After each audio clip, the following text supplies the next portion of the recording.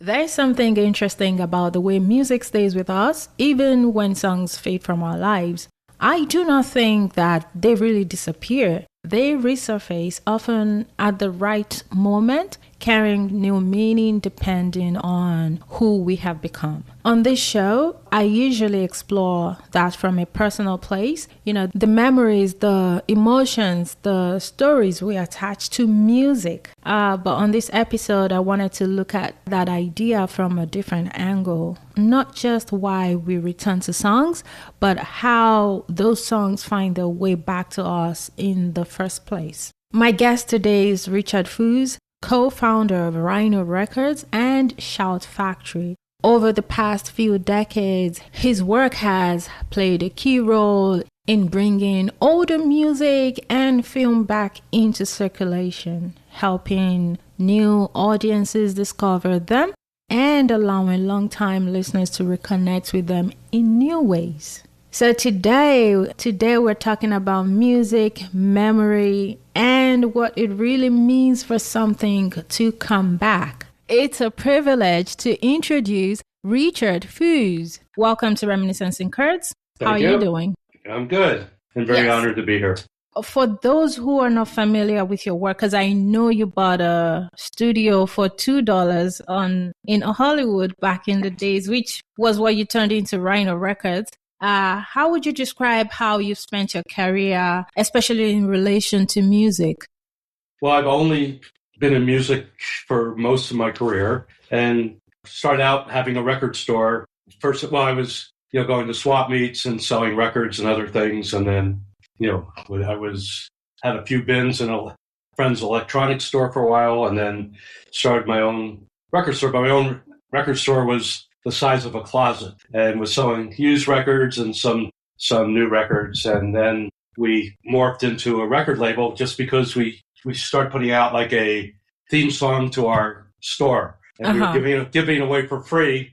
And then in England, they discovered the record. It started playing on a big DJ started playing it. It was just called Go to Rhino Records. And it became like a little hit, a minor hit in England. And they started ordering records, 45s. And we said, hey, this is easy. We'll keep making, new records. And we were making kind of novelty records and some punk bands. And then the market that we saw and what we loved doing best was compiling out-of-print music from the past. And nobody was doing it. So we kind of had to market to ourselves for a while. And that's how you started. That's how we started, yeah. Yes. And I know you also own Shout Factory right now. Shout Factory was my second company, and we sold that a few years ago, and I'm still a consultant. Okay. And my first company, Rhino, is now owned by Warner Brothers, but still exists. They're still like the best reissue company. Right. Yeah. I sold Rhino, and then also sold Shout Factory too. Shout Factory, I'm still involved as a consultant and a part owner. Okay. So. What made you first believe that people still had a deep emotional connection to music that they thought they'd left behind? Well, we grew up on the music of the 50s and 60s, and it was mostly all out of print, but that's what we loved the best, and we thought it was so much better than the music of the 70s.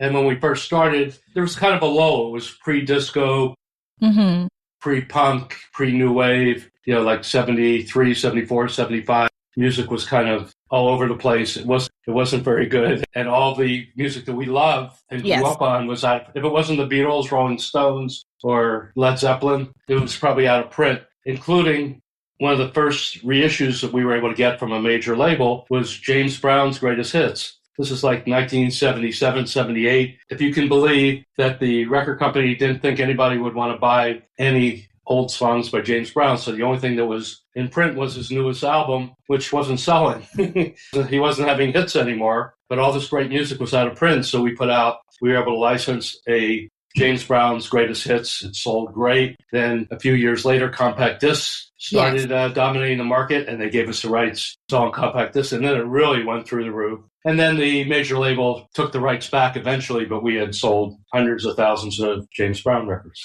And we were able to do that for many other artists, yeah. When you think about your work, do you see it as preserving music or preserving memories or both? Obviously, so for James Brown, he was really rediscovered by, new wave artists and punk artists that started incorporating some of his beats in their music and early rap. And so to those people, it was like hearing new music. To you, when listeners rediscover an old song or album, what do you think they're really reaching for? Do you think it's the music or it's the memory? Because sometimes for me, I've thought about it. I don't think when I have a memory, it takes me back to a song. But when I listen to music, it takes me back to memory. Wow. Yes. That's interesting. What do you think? Well, I guess it does both. But on the other hand, when today 20 and 30-year-olds are discovering whoever it is, the Beatles or the Beach Boys or James Brown for the first time, and they're buying it and they're interested in it just because it's great music and it appeals to them. But certainly some people want to go back, and it seems like everybody likes the music that they grew up with the best. It was so important during adolescence, but that doesn't mean you can't, love plenty of other forms of music and discover new music. Most people don't that much some point. At some point, and I got to say, I'm guilty of. I love to discover music I haven't heard, but it's usually from the 50s and 60s and 70s. Oh, like you said, we love the songs we grew up on. You still discover some new songs and you like them, but for me, I find myself still going back to old music, not just because I grew up on them, but because I feel like they resonate more than the new music that we have now. Well, we could have a longer discussion but for me, I would say that the music of the 60s, what I loved, they had a combination of, it rocked, it had great beats, it had great melodies and great harmonies and great lyrics. At some point, I feel like production became so much more important than the content of the music, and that's where I kind of steered. Not that there's still not tons of great music being made. Well, I remember I have a nephew who's now in his early 40s, and he goes, yeah, music sucks today. It wasn't great like it was in the 90s. So it's really whatever. You'll have young people saying music sucks. It wasn't great like in the 2010s. What do you think? What do you think about the new music? I don't like a lot of the new genres like electronic music. I like rap, but it's so pervasive I can't. So I don't like a lot of the new forms of music. And it's funny, I saw a band a couple years ago called the Lemon Twigs, and they had, long hair, kind of like the Beatles. And they do these very infectious songs that you can't help singing along to. And they were at a club and they had screaming girls, young women and everything. But they're considered alternative. They're playing like the most commercial, infectious music. And if everybody heard it, I can't believe anybody wouldn't fall in love with their songs. So they're playing dingy clubs in Brooklyn and Hollywood and whatever. Yeah. What patterns have you noticed in the way audiences emotionally reconnect with music from the past? Well, there's something, I'm going to say in general, I think there's something magical about music that lifts our spirits, music in its best case. Yes. And even though I rarely go to festivals anymore, or, I'm not going to Coachella, but I think there's a uplifting experience from either any way that you listen to music. And I really believe that there's hope for our world and our country in bringing us together. Yes. Why do you think we're living in a time where people keep returning to older music? We've talked about it a little bit. We're talking about preferences, right? We talked about preferences. Like I preferred older music to newer music. I'm thinking the newer generation will probably resonate with the newer music, correct? But for generations that like the older music, or for us that we keep going back to older music, why do you think that is? First of all, you're correct in that when we first started at Rhino, I think new music was responsible for 80% of record sales or listens or whatever, and older music was 20%. Eventually, it got to be 50-50. Now it's turned around and it's 80% old music and 20% new music. But you have to remember that, in a sense, what's it called? Spotify is very democratic. Yeah. Every song pretty much ever made is there, and people can push a button for a 60s music or a current hit. It's easy to discover. It's much easier than it's ever been to discover older music. And so when people have the palette of everything, they'll go back to, obviously people would prefer to listen to older music. Well, true. It's also, I don't want to say maybe because I'll be biased if I say older music is better than what we have now because of there's a meaning to the lyrics. For example, I was talking to someone last week and we're saying we miss how R&B videos would have them singing in the rain. We don't have that now. No bridges, right. No hooks in songs. It's a shame. I agree. Good. I can say, my favorite music has always been blues, R&B, soul, and I'm so old school. To me, the greatest rhythm and blues and soul music was in the 60s. Now I look back on the 70s and say, wow, that was amazing. But it wasn't even close to as good for me in the 60s because it's where production started messing with the songs and being more important than the melodies, the lyrics, the harmonies, et cetera, et cetera. Right. You decided to reissue music to rediscover music, correct? Correct. What was it like a test? How did you decide which older music deserved to be brought back? Was it like an emotional test or a commercial test? How did you decide on that?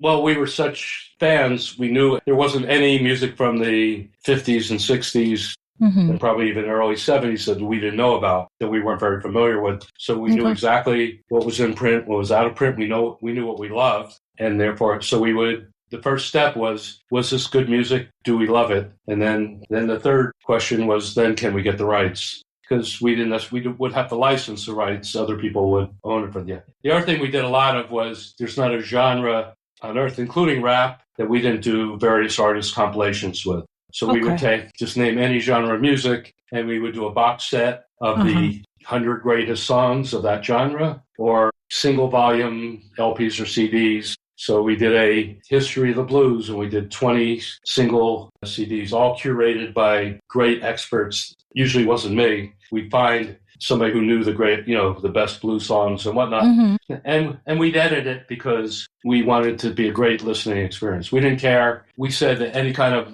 music we'd have to have the biggest hits. They would go on the collection. But then it becomes a judgment call, and we then figure out what the best songs are, the ones that would be the best listening experience. We were music fans, and we knew what we liked, and we wanted to make everyone who listened to it have a great experience. Have you ever had a personal moment where a piece of catalog music transported you somewhere unexpected? Sometimes when you listen to music and it takes you back to a memory, do you have one? Do you want to share with us? Which music? What memory? Well, my favorite song of all time was the first rock song that really got me. It was a old standard done as a upbeat rock doo-wop song called Blue Moon by a group called the Marcels. And I was 11 years old. My name is Richard Foos. My best friend was named Joey Moose. And we were sitting in the back of my mother's station wagon, and Blue Moon comes on. And I can't believe my mom. Rolling in the car, we're screaming. We just can't believe this song put us into this crazy trance-like, ecstatical, and it's still my favorite song of all time. It's crazy with a bass man, nonsense lyrics, all kinds of yelping, but harmonies, and it has everything. Great melody, and it was a number one hit. And then the Marcels were the group. They had one more hit, and that was it. So, I'll have to check out the Marcels. Okay. Yes. And it was a form of music called doo-wop. It was a big form of music in the 50s and the very early 60s. Now that you're developing a podcast about music and social movements, how do you see music functioning as a collective memory for entire generations? I think music has been much more powerful and important sociologically than we realize. And one example is there was a giant hit song in 1948 called Nature Boy by Nat King Cole, and it was the number one song of the year. And it was written by an actual nature boy who was in a group of musicians, like a collective called the Nature Boys. And they lived in Hollywood and West Hollywood. And some of them actually lived with their families outdoors under the Hollywood sign. And they all believed in like a natural living and music. And they worked in health food restaurants and health food stores.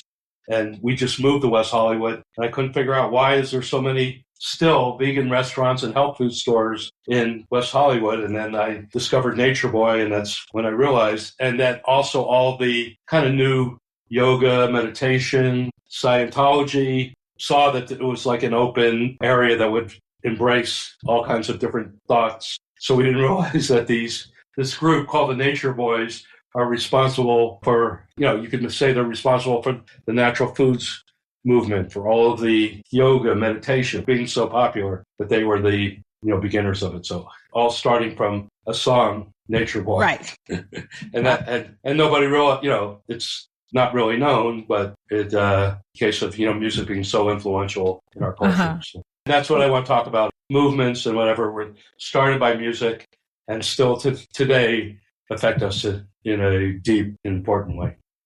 If music carries memory, which we all know, what do you think your work has helped preserved? Until we started reissuing music, music was only available in your memory because radio wasn't playing old music. They were only playing the current hits. There were eventually, maybe in the 70s, there started to be some oldie stations that had very limited playlists. So maybe they'd play at the most 2 songs by an artist, maybe more by the Beatles, but that was about it. So all the records were out of print.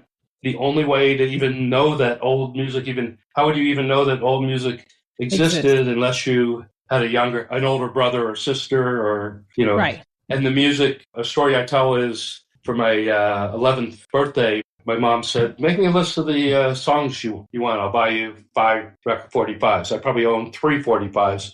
I was going to double my collection. So I listed all my favorite songs. She went to the local record store to buy them. And this is songs that had just been on the radio a couple weeks ago. They were all out of print. They were out of print, never, with no ability to ever buy them again. So in a sense, it's almost like music memories didn't exist other than in your head. In the head, yes. Yeah. Plus, let's say you started listening to music in 1966 and you discovered, I'm trying to think of a group that would be, just James Brown. So you discovered James Brown in 1966. You love his music. His first 3 or 4 giant hits, 5 giant hits, are out of print. So you have no way to know that they even exist. Even though you're buying the current, you love James Brown, you're buying his current songs, but there's no way to find any history. There's no internet. There's no way to find, there's no books on James Brown. So unless you have an older brother or sister, there'd be no possible way for you to find out that even what songs he recorded, any history, or hear the music. So in a sense, they were robbing us of our memories through their lack of all the record companies cared about was what's the newest hit. That's it. They thought, they were sure that when something wasn't popular anymore, had fallen off the charts, that nobody'd ever be interested in it. And they couldn't have been more wrong. It was the opposite. Yeah. So we don't know, even though you and I both believe that music was much better in the last century. Maybe a lot of it is that a lot of people we didn't have the internet, so it wasn't that easy to find. How do you discover old music? And the record companies were older, they were our parents. They hated rock and roll. They didn't really promote it. And, before the Beatles hit, there'd be like these lulls, like I said, the early 70s. If you look at the top 10 records the week before the Beatles, there wasn't anything close to a rock record. And the number one song was a song in French. It was by a singing nun, and it was called The Singing Nun. I'm learning. JFK had just died. It was like a horrible time in our country, and we needed something to lift us up. And here comes these 4 lively lads from Britain with this great harmonies, beautiful music that rocked, and we went crazy.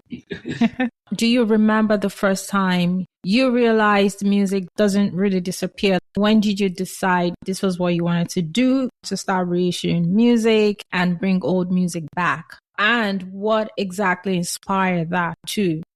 Well, I don't really know how it is today, but in those days, adults that were 30 years older, 20 years older than the kids who were really, the young people that were really buying the music, were selling the music to those kids. So they again, they just didn't have an appreciation for what we have. Their memories are Frank Sinatra, big bands. That's what they love, and that's what so they had no appreciation that how great we thought this music was. So a band would have a few hit records. They'd put out an album by a big band. The group would start having less and less hits, and they'd drop the group, take the albums out of print.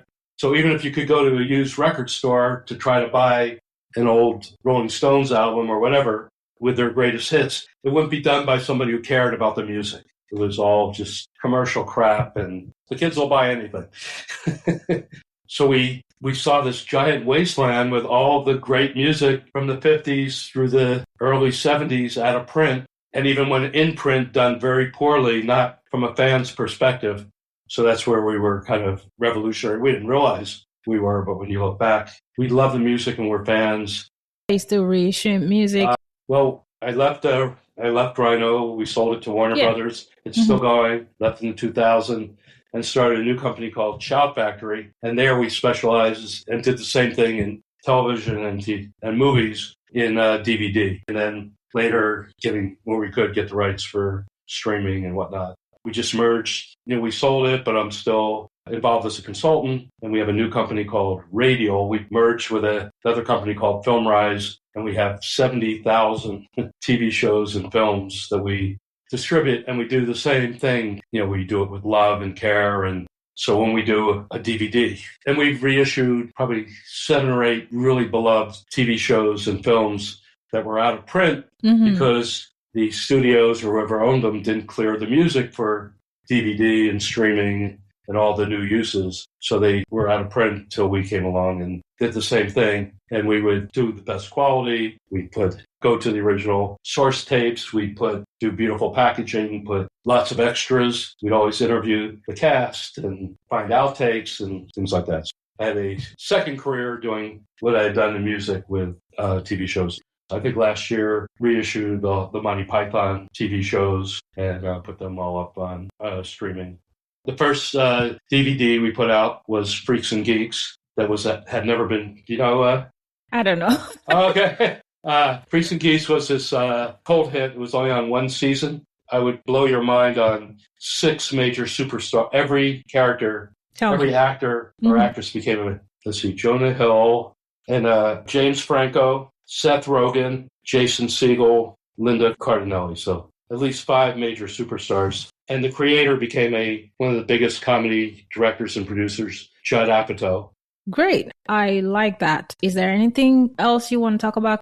I believe music has this incredible power in its best, whether live or recordings, to lift our spirits, make us feel good, but also make us feel in community with everyone. And I pray and hope that music can heal us.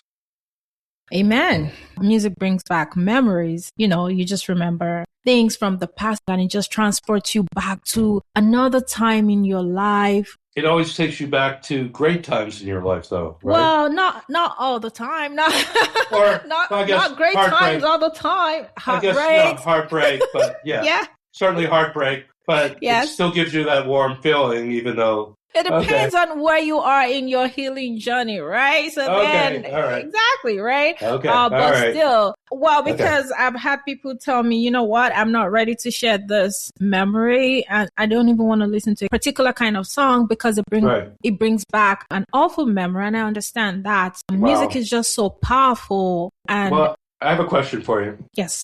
So take a song that you loved and you keep going back to.